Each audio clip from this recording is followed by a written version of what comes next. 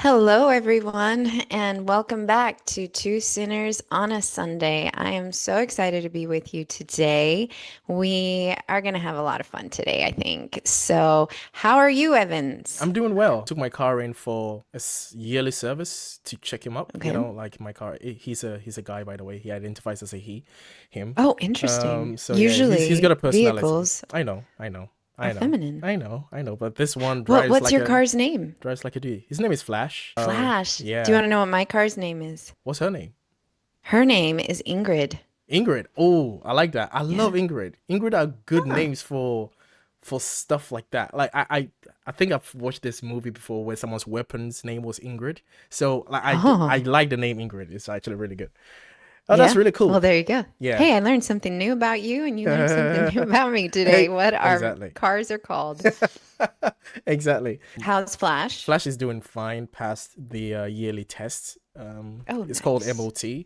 I don't know what they call it in the States. So you just drop off the mechanic, they do it, and then you go collect your car back. So that's fine. Car is fine for another year. It's passed its Nice. worthiness interview. So that's great. It's great. It's great. It's all good. That's But I'm awesome. doing good. And I hope you're doing okay as well. Yeah, hanging in there. Yeah. So, yeah, So, but today we're going to have some fun because let's get right into it. We are going to be kind of exploring how this amazing musical called Wicked kind of parallels with a person's journey of leaving a high demand system, a mm. high demand religion. So this is And Wicked, Ariana no, you're Grande, good. and Cynthia Erivo. Yeah, And I thought it was right. great. The vocals were absolutely amazing. And I also learned that they actually performed live whilst they were filming it. They were actually singing whilst they were filming it, whilst they were doing Oh, all the dance wow. routines and the choreography. They were actually doing the vocals as well. I thought that was quite impressive. But it's not That surprising is. though, because I know Ariana Grande to be someone who's always been in the musical business Yes. because I saw her first in Victorious when I was a kid. I Okay. watched a few episodes of that. I actually quite enjoyed her, but I didn't expect her to be as a big artist as she is now. So that's quite a treat. Cynthia Erivo, I have listened to her outside of musicals, and she is a great She's vocalist. epic. So I enjoyed that movie for just the vocals. I enjoyed that for that basis, and also the story was so good because I knew about the story, but not the backstory of the Wicked Witch and the Good Witch. I didn't know Well, that but much. see, that's the brilliance of Wicked. So there is the Wizard of Oz, Oh, I which know. is Yes. Yeah. over 100 years old Yeah. story, I Yes. believe. Fact check me, people. But anyway, that is the basic story. And then they made in 19, I want to say 1938, 39, Mm. they made The Wizard of Oz with Judy Garland. And that's Ah, a okay. very revolutionary movie because it was the first movie Hmm. to be in color. Yes. So, and the Okay. genius of it was that it went the you start the movie and it's in black and white. And then when she makes it to Oz, it Yes. turns and the Yes. color comes on. So it was just an Yes. epic moment in cinema. Mm. And so it's such a beautiful story. Then fast forward to the early 2000s, I believe, he took it and took the premise of this story and he created the backstory and he created the Ah, book called Wicked. And so interesting. then so he created the book, and then that got picked up on Broadway, where they were like, you know Mm. what? There's a musical here.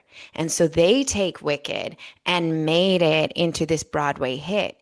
And then this Broadway hit just like explodes. Everybody's wanting to get tickets to see Wicked.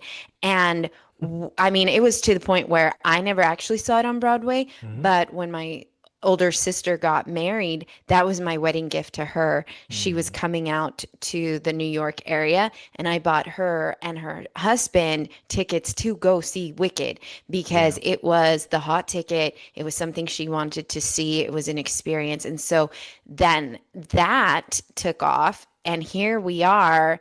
And now the motion picture industry said, we're going to make it available to the masses. So you don't have to go to New York or the West End in London or see it on tour. but everybody can see it in their own homes. And so then Mm. they created Wicked, the motion picture, which obviously in some ways it's even better because obviously with cinema you can do so much more. And that's what we have here. And here in about a week, at least in the United States, Wicked Part 2 Mm. comes out. And so it's the talk of the town. Everybody is grabbing their tickets. This is going to be a Okay. big blockbuster for Thanksgiving weekend here in the States and then on through the holidays and Christmas. And so yeah, it's brilliant and it's a lot of fun and yet I'm going to peel back the layers like I always do and kind of explore it in a way that hopefully resonates with a lot of our listeners. This is exciting. I love what we did with the Book of Mormon and listening to it and breaking it down. We are going to take the lyrics that you have chosen that you believe is Yeah. quite impactful Yeah. throughout the musical. I'm sure there are a lot of songs that could be Yeah. related to everyone's Yeah. individual story. But the beauty about this musical is it talks about this outcast, this person who's clearly different. He's green in this school, and she's Sure. trying to be like everyone else, but she has a different life. She's not trying to draw too much attention to herself, but then she is quite inevitable. Yeah. But she's brilliant. There's all of these dilemmas going on in her mind, and then she meets this person who is very chaotic and delirious person, and she shares a room with her, and it's just such a chaotic mess, but it becomes this beautiful friendship. At least from the movie, that's what I got. But then I did relate to when I watched it.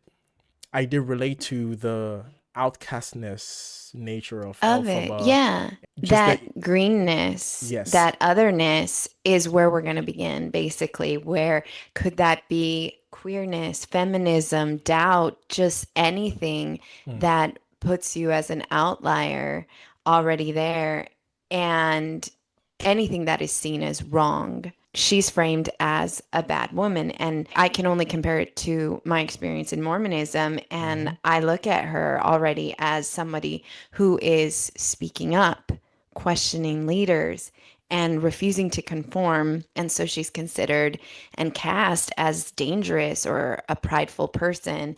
And then her wickedness is really not about doing wrong, it's about refusing to play along. mm, And Mormon women and a lot of women in high demand religions are always told to be sweet, supportive, faithful, obedient.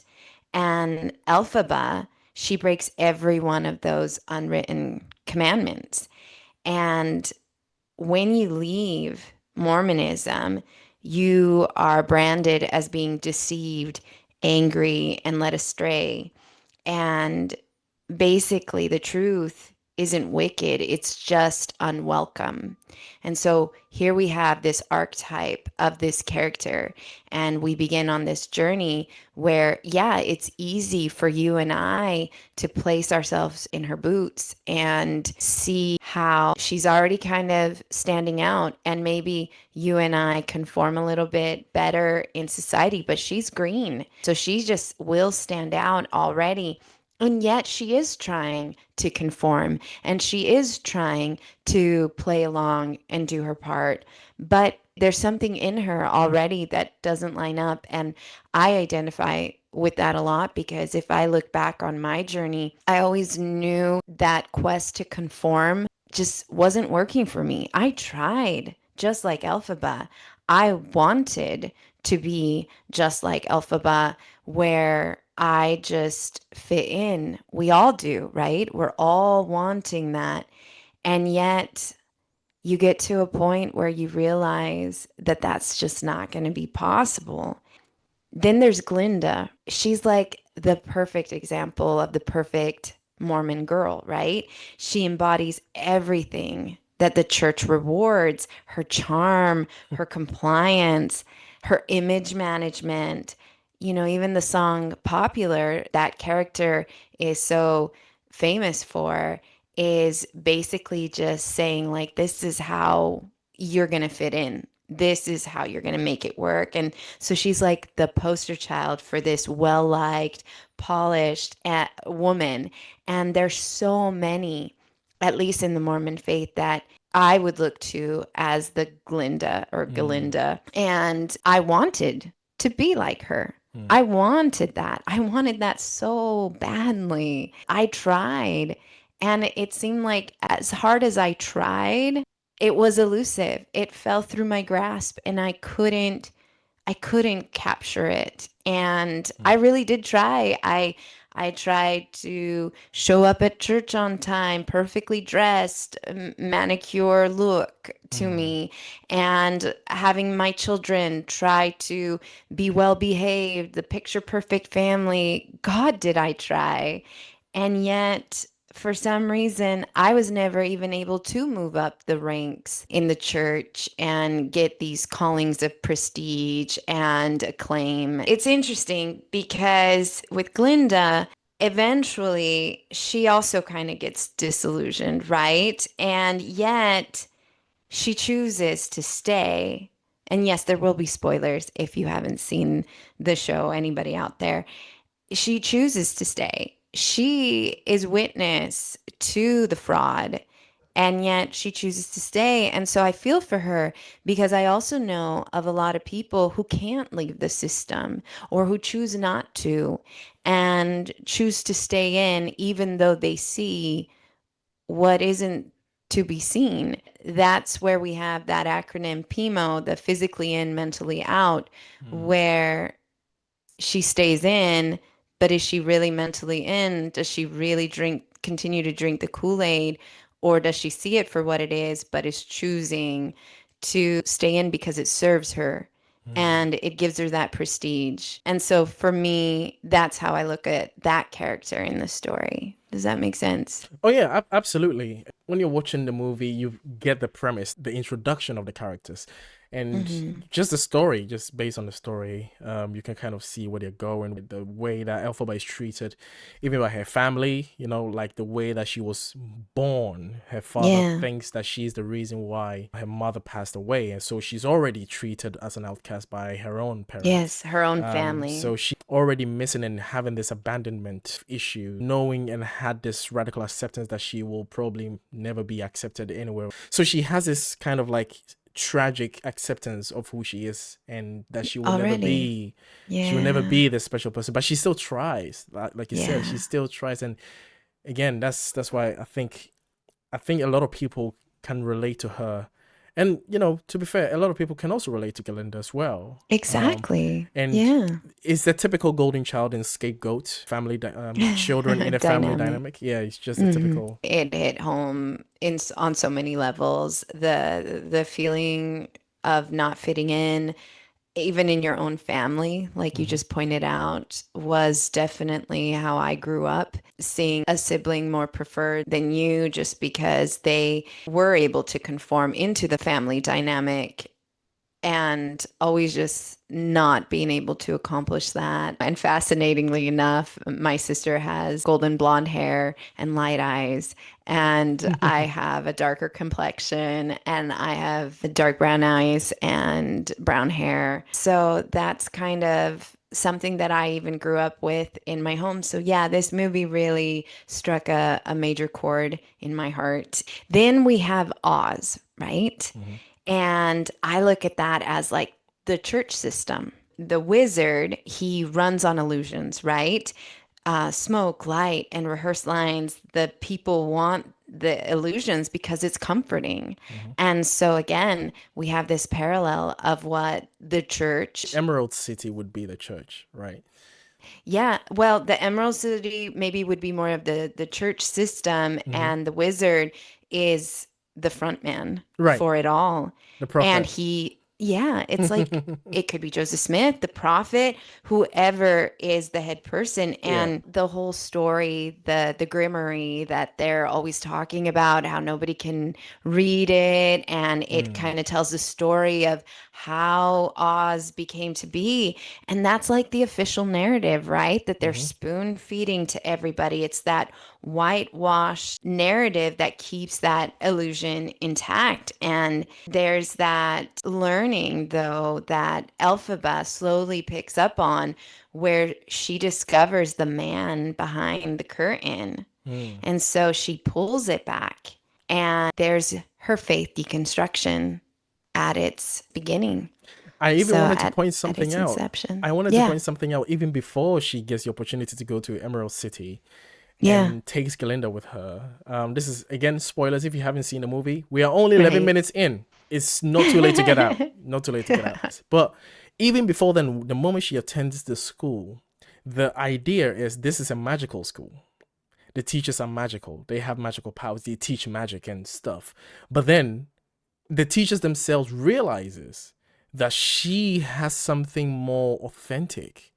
Especially one teacher realizes in Elphaba that this person has something more authentic than we have, than I have, and maybe Yeah. there is something much more interesting. And in fact, although I don't teach anybody or I didn't pick any student this year, I'm gonna pick this person to be my student this year because they noticed like there is this light in this person.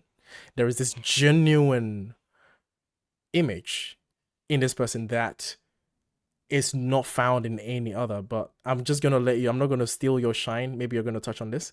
No, no, no, no. But yeah. You're hitting on a major point, but I would argue I look at it this way. When that teacher sees that potential, Madame Morrible, I think she immediately sees this person as a threat. I Oh don't think she yeah. sees, and look at this is how I am gonna, create the parallel. It's the magic versus the priesthood. Mm, So she sees that she has the real thing, that she's the real article. And here's the thing, Elphaba's power is innate and it's not given to her by a man. And in Mormonism, that spiritual authority is male controlled. And so Elphaba's power threatens the hierarchy. And the teacher is mm, the minion basically to the wizard. yes. And it looks like, oh my goodness, you are so talented. I'm going to take you under our wing and I'm going to introduce you to the wizard. I'm going to take you Hmm. to the Emerald City. But it's all just a ploy to control because she's a threat. And they see that. Either she conforms and is obedient and falls in line and does what she's told, but she can't do that. She can't live with herself, be authentic with herself, and lose her integrity by allowing that. And she sees it for what it is. She sees that the Wizard of Oz, his priesthood is fake. It's not real. He's got nothing, but she has it. She has it. Nobody gave it to her. She was born with it. She is special, and she now wants to use her magic as her own to tell the truth. Mm, yeah. And that to me really resonates because I found the magic inside of me. And now it's like, I'm not going to give it to a man who is going to then try to control me with it and tell me that he has it and it's been given by God. No, no, it's in me. And you don't get to take it, repackage it, and sell it back to me as something else. Yeah, yeah, that is the is such a strong point as you made. There are so many parallels to this though, There and I are, want us to explore it because I don't want the points to be yeah, missing. A second, no, there's a second parallel to it, and that is the way that people get themselves into toxic relationships. And when it comes to mm, the dynamics between empaths, the dynamics between emotional vampires, the dynamics between narcissists and abusers, and just people who are just borderline or in the DSM, right? And a lot of the time, the reason why you have a codependent person or someone who is emotionally vulnerable tend to be with a toxic person or an abuser is because they see what they're familiar with, especially if they've been treated badly and they haven't been given any form of attention, positive attention. They gravitate towards people who reminds them of that. And the people who are the takers, they see that light.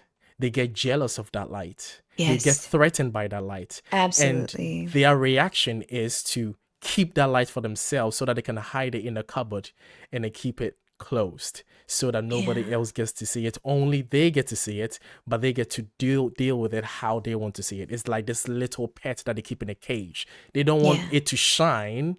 They would Yeah. rather love bomb it, attract it, then trap it into their cage, keep it locked, and then emotionally abuse them, mentally abuse them, physically, financially abuse them to keep their light dim. There is a third light, which is a more theological one when it comes to religion, and that is the whole idea of you cannot be moral without God. Mm-hmm.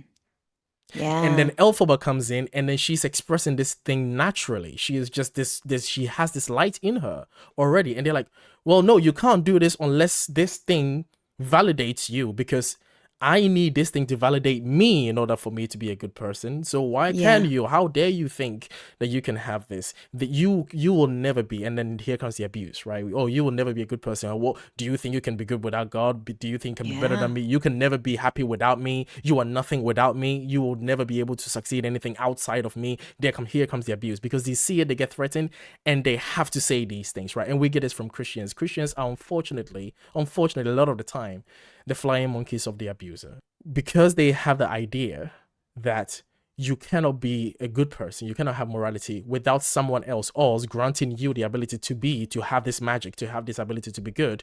But then here comes Elphaba, who is born with it, who just does it naturally. And it's like, I don't see why I need that to do good things. I can just do good things. And out of that jealousy, they have to invalidate your ability to do that by calling you something that you Yeah. are not. And if you think from the beginning of time, why did we have those witch hunts There you go. back This hunt. throughout time? Yes. Throughout history, women who knew too much or refused to be silenced, they were called witches. Women who could read. They didn't even have to know much. They just needed to know how to read. Women in general, they were always burned at the stake for doing the same. And technically, here I am, I'm a witch. I should be Yes. burned at the stake for the expositions that I've tried to present. Yeah. And it's just a trope that's been used from the dawn of time to Yes. call any woman that's an outlier, any woman that tries to speak up against the system, she's a witch. Burn her. She's a daughter of Jezebel, or she has the That's spirit right. of Jezebel. She's deceiving other women away. She's Yeah. learning to speak up. She is learning to think. That means that men have to elevate themselves in order to meet her. And that intimidation, that uncomfortable Yeah. feeling is what they called witchcraft. The fact that their Yeah. manliness have been threatened. There is no way their manliness can be threatened without some magic, right? And the magic of femininity is what Yes. they're afraid of. They only want to keep femininity in their own little box, in their control, That's and only use it when it pleases them. Just be an ornament, be seen, not be heard, and only yes. be admired, and that's it. Exactly. And that's why the Wizard of Oz sees her as a threat. Either she conforms or not, and Mm-hmm. he has the true priesthood, Mm-hmm. even though his is manufactured and Exactly. artificial and just an invention, while hers is actually real.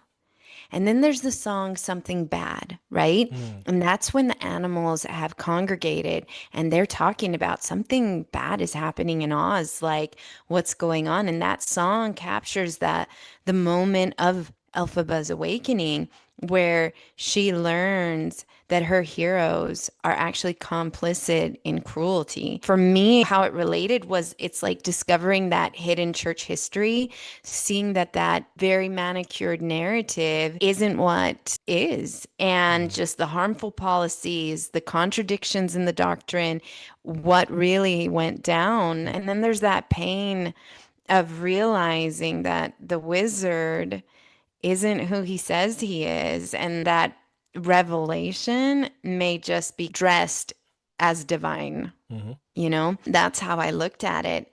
And then we have the epic ending to part one. And that's where we'll stop with the song Defying Gravity. And I'm going to explore that more in depth here at the end. But first, I want to speak of the song Dancing Through Life. And this one's kind of off to the side. It's when Fiyero, the beautiful prince that comes in, the Peter priesthood, just looks so good on the surface and whatever. But he says some things that to me I found fascinating, because he talks about, this, brainless way of living through life where to a certain extent, it kind of is the turn it off song Mm. of the musical, where it's just like, yeah, don't think, just go through life and do what you're told and you'll be fine. But then there are some lines that kind of contradict that within the songs. So these lines that really had an impact. This is my favorite line, okay? Dancing through life, if only because dust is what we come to, nothing matters, but knowing nothing matters. It's just life. So keep dancing through. Mm. To me, that caused me to pause, okay? Basically, the thought of how we're only going to become dust. I know that in Christianity, there's the eat, drink, and be merry, for tomorrow we die. And a lot of Christians don't really like that because it's Right, like, in Ecclesiastes. no, Yes. we have to be good because there is a next life. We shouldn't be misbehaving. And yet he points out that ultimately we just become dust. So live it up today. And yet I think there's some wisdom in there because where I've landed when post deconstruction is not eat, drink, and be merry in a way that's reckless, but in a way that savors life because it's fleeting and it's going to slip through your fingertips. And we ultimately will just become dust. So be intentional. But make it about today. Be present today. Don't worry about the future. Don't worry about the afterlife. It's more about really treasuring this life because that's what's going to happen. And the fact that he says nothing matters, but knowing nothing matters, it's just life. So keep dancing through. Also, to me, I played with that for so long after listening to it because really, when you get through your deconstruction, you do hit nihilism at some point, to some extent or another, where you do realize nothing matters. And yet, knowing nothing matters, you still should live intentionally. You should still make it count. Do you want to go through life as a prick or a dick or whatever, a bitch in this world? Or are you going to show up and choose kindness and choose to make the life of a fellow traveler a little bit better? And I think that's kind of the thing. When you know nothing matters, you can go either direction. You can be reckless and careless and brainless. And I think that's what Christians fear is if you realize that you're just going to be like a complete deviant in society. Mm-hmm. Or you can really say, you know what?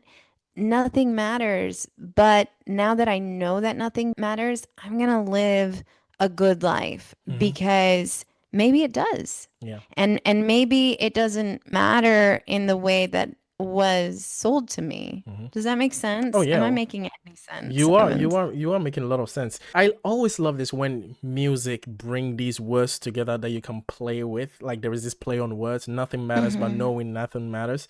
And I love this because you've given it a very beautiful perspective as to how it applies to deconstruction. Another thing, seeing what you prepared for about what this prince was doing, as to telling people not to think, not to kind of use your brain, just go through life and just chill.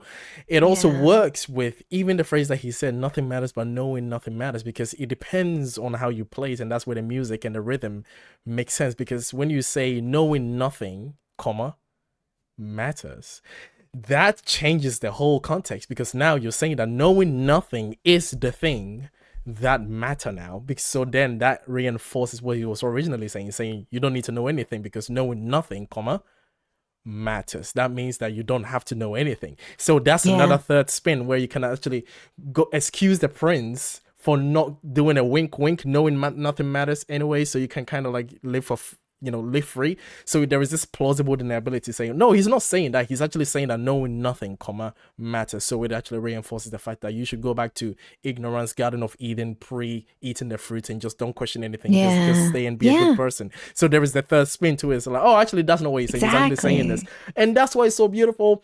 And It the is. human mind is so creative at interpreting text to however you want to see it. It's just so Yeah. cool. Matters, but knowing nothing matters. So keep dancing through. Exactly. And that to me really just struck because it's like, yeah, I technically, when I was in my nihilistic phase, it's like, yeah, nothing matters. So what am I doing here? Mm-hmm. And yet, then knowing that nothing matters, I have a choice to make at Yeah. that point. Yeah. Now I know nothing matters. You know, there is no afterlife. It doesn't matter how I behave. There's no reward at the end of this. Yeah. And yet, because I know that, Yeah. I've made an active choice. Well, I'm going to squeeze my kids a little bit tighter and I'm going to try to show up and be a good person to my neighbors. And I actually want to leave my teeny tiny little impact in the world, if only as a good person, because what I do know is that if I do that, I leave my society a little bit better. Mm. And that's what I want to participate, even in the teeny tiniest way, because I'm just a little small drop in all of humanity.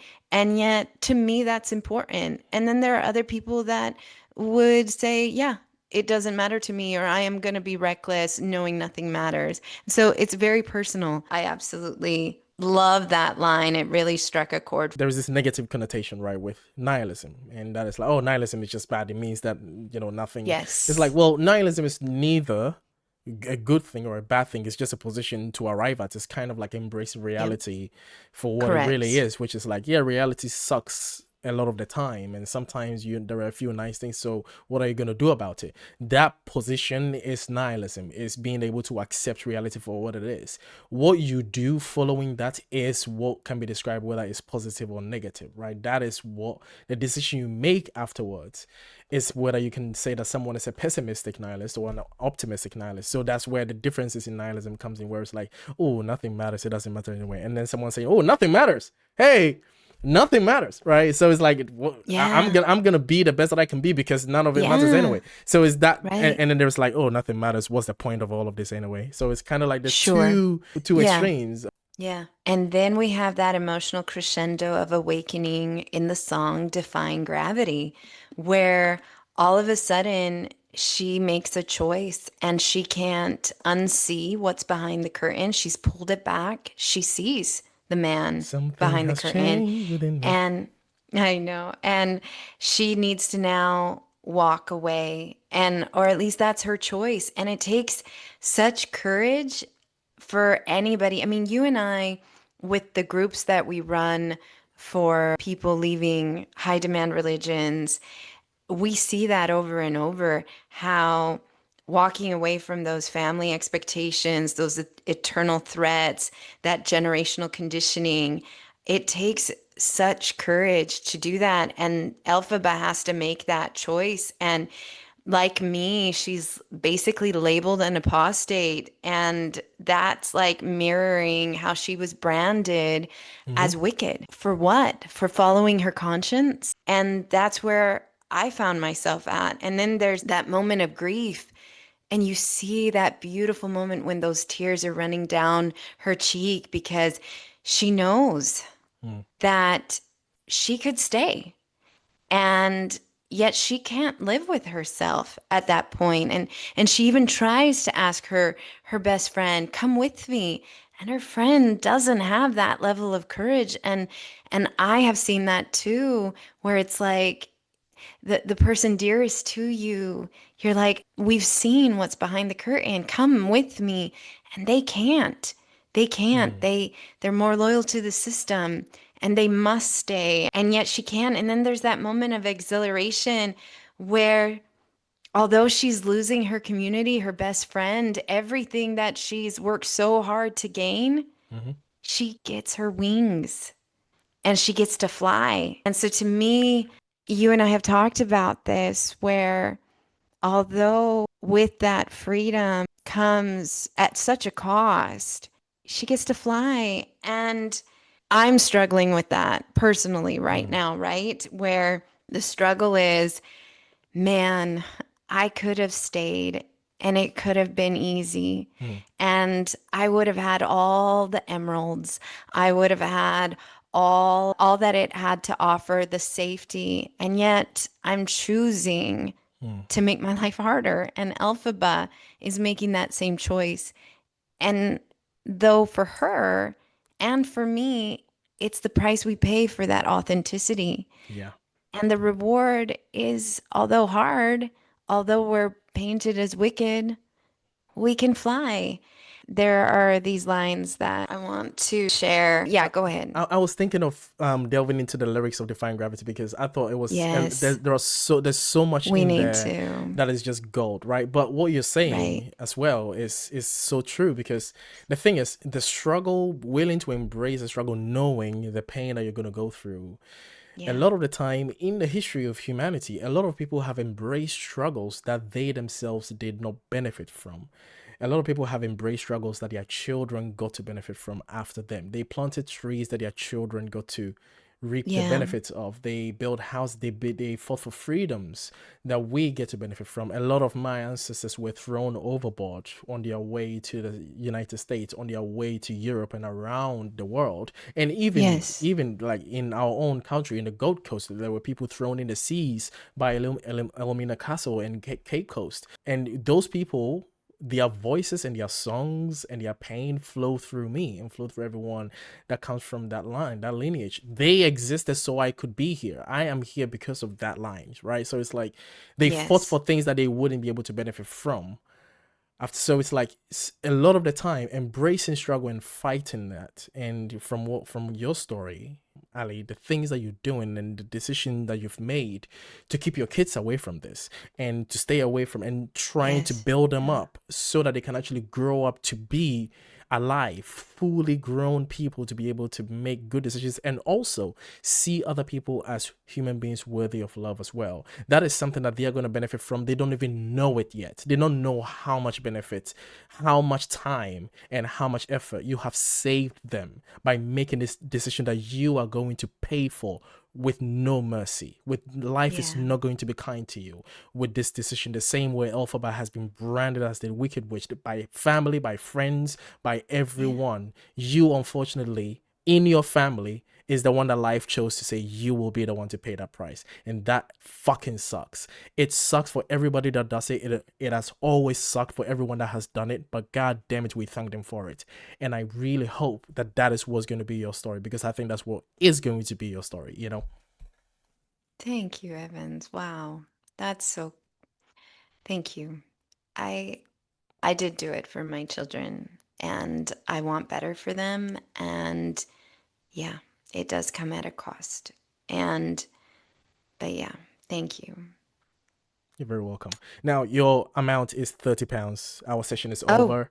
And thank you for attending my TED Talk. The Let's get to line, lyrics. yeah, the Yes. lyrics when she starts by saying something has I knew that's where you were changed gonna in go. me. I love that line. Something is not the same. I'm through with playing by the It's so rules of good. someone else's game. Right. Too late for second guessing. Yeah. Too late to go back to Yeah. sleep. So it's time It's to time to trust my trust my instincts. I love this. So instinct. so Close my let's eyes just and and leave. leave. So Don't, so I then gotta keep going. she says Mm-hmm. that Yeah. it's time to try defying gravity. Now, the idea of her defying gravity, I don't know where that comes from, but it's Mm. just that it's kind of like borrowing from something has changed within me, which is like, I'm gonna Yeah. do something radical. I'm gonna do something that no one ever Yeah. thought possible. I think I I will know. try. It's time to try defying gravity. And then she repeats it. I think I'll try defying gravity. So she thinks it, and then she confirms it. Like, I think I'll do it. I think I'll do the crazy thing that Yeah. I'm thinking. You can't pull me down. Talking to Glinda there, You can't you pull can't do it. me down. I know that you want the best for me, and you are asking me to just crumble in my submission, but you can't do Yeah. that. You can't pull me down. As Yeah. much love that I know you have for me, and as much love that I have for you, you can't stop me on this decision that I've made. I think I'll try to find Yeah. gravity. And then she goes on to say, I'm through accepting limits 'cause someone says they're so. Some things I cannot change. It's just such poetry in that back and Yeah, forth between it's Glinda beautiful. doing that, looking at her friend flying too close to the sun like Icarus, right? It's like, oh no, Mm, the loving thing would be to pull her away from the sun because she's afraid that she will burn. No, don't go too yeah. close. And then she's like, no, I'm through accepting. I am through. Don't question the doctrine. Don't question Exactly. the narrative. Those limits have been placed by the church. Exactly. And she's basically saying, well, it's too late. And I remember that moment Mm-hmm. where I Mm-hmm. really felt something had changed inside of me. Yeah. Yes. And in that moment, when I had that realization, Mm-hmm. I also realized it was like putting that genie back in the bottle. No matter what I did, that was never going to be possible for Exactly. me.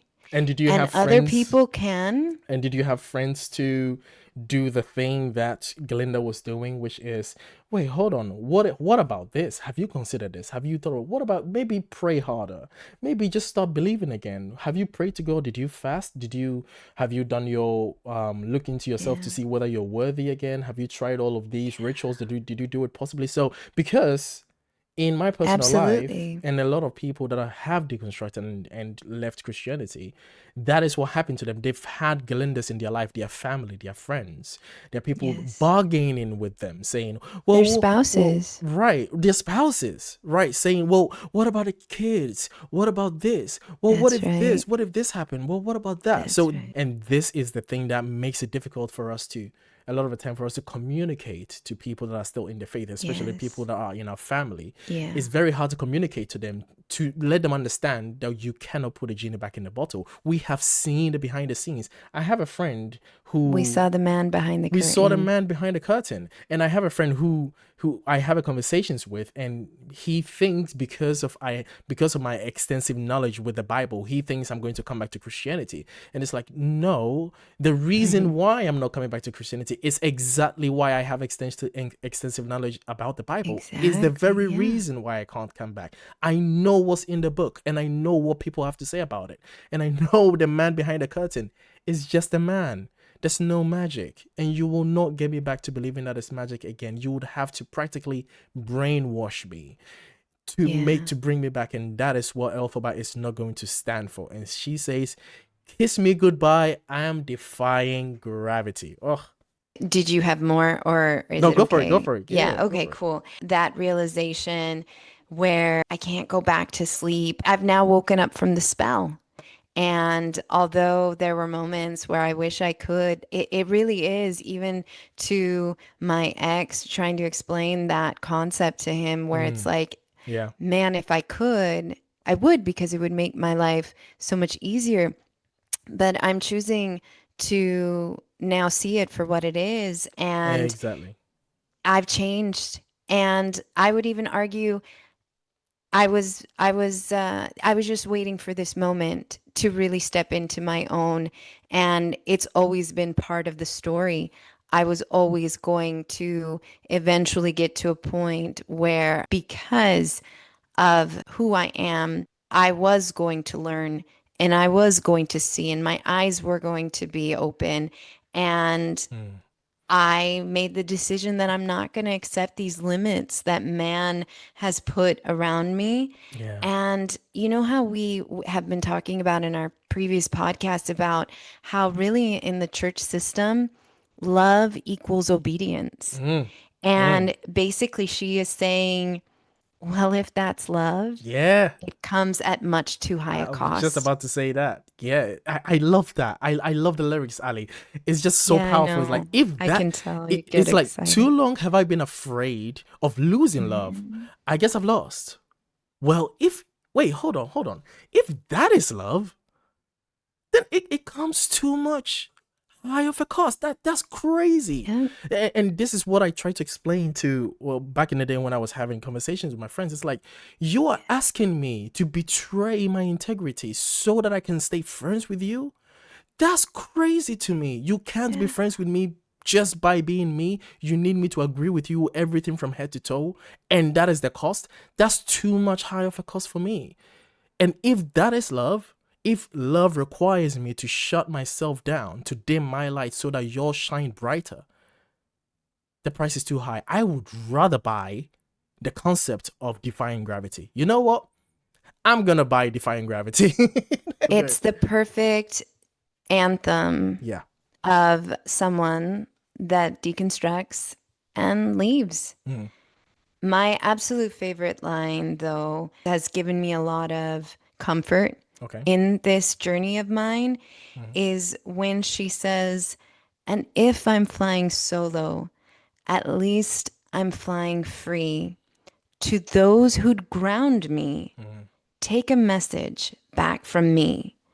Tell them how I'm defying gravity. Yeah. I'm flying high, defying gravity, and soon I'll match them in renown. Mm. And so for me, that is basically exactly how I felt. And I realized, yeah, in this choice, Mm-hmm. I'm going to have to fly solo. Mm. And but again, it goes back to what we were saying earlier, but at least I'm flying free.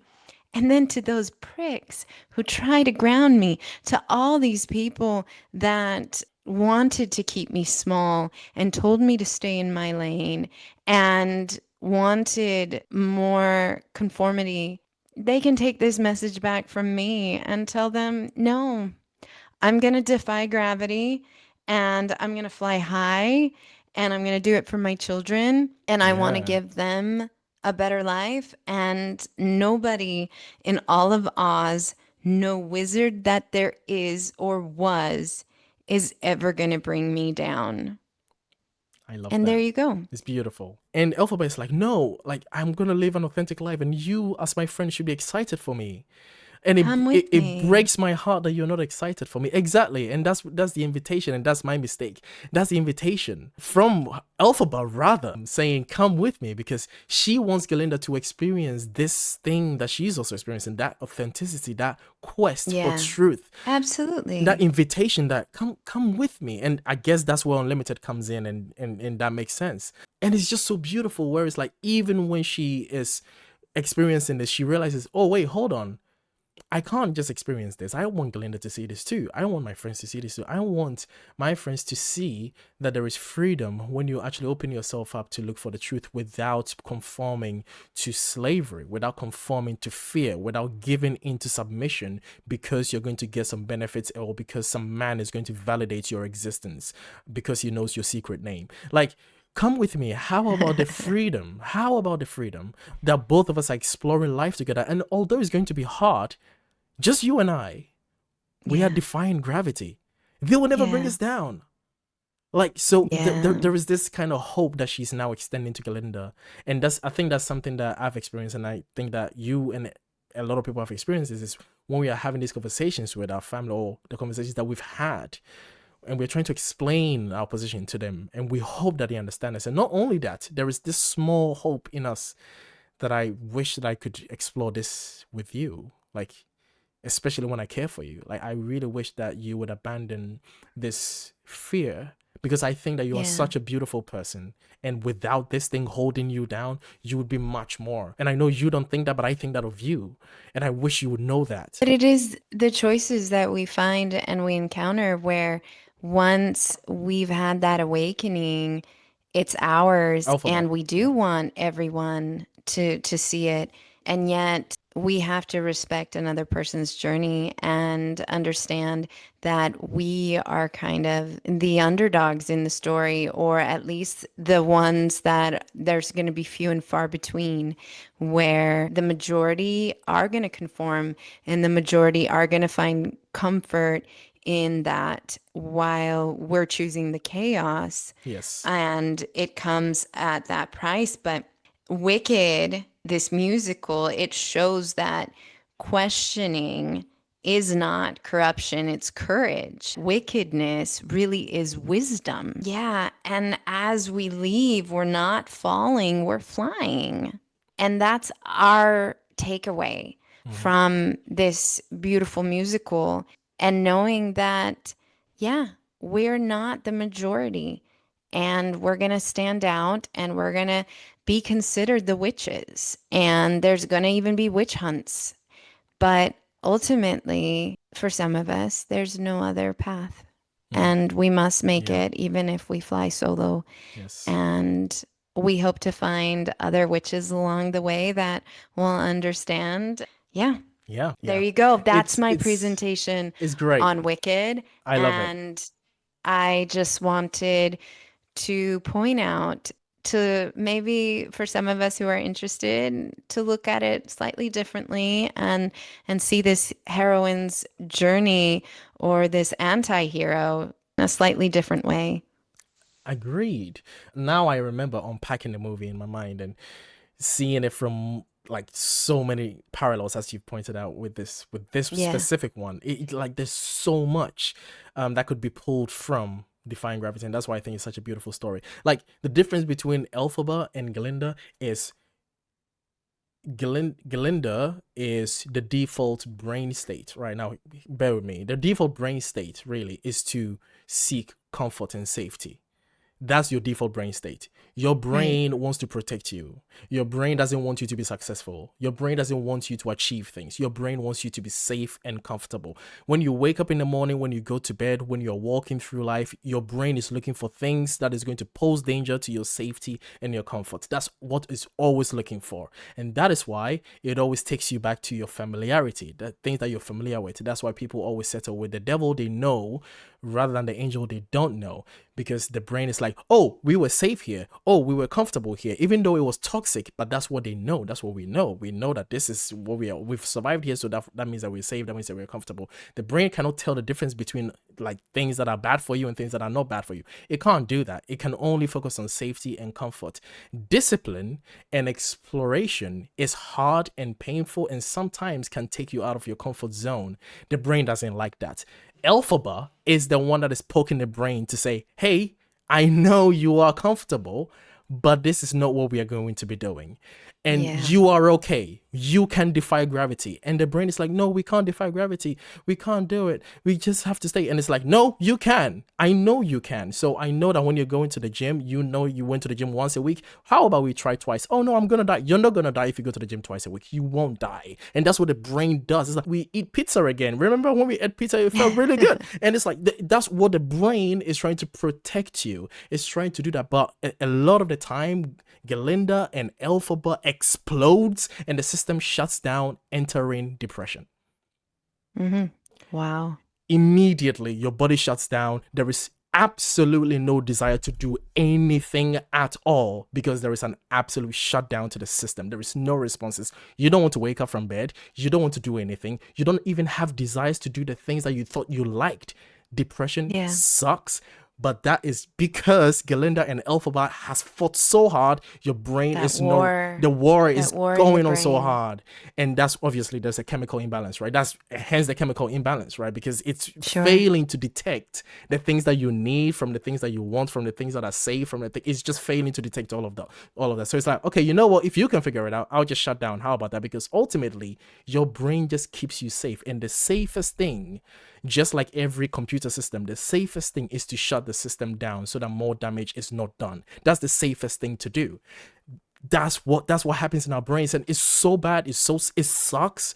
But a lot of the time, because I've experienced it and I understand how depression works, depression is not just someone being sad. No, depression is like you don't even have the energy to be sad. Why are you sad? Like there it's just, what's the point of being sad? It's just such a weird thing that like people that don't understand depression don't get it. It's like, oh, just be happy or just go seek therapy. It's like, well, no, you need to convince the person that they deserve to go seek therapy before they actually do it. There is a spark that's missing. The spark of life is missing. It's shut down. The brain is gone.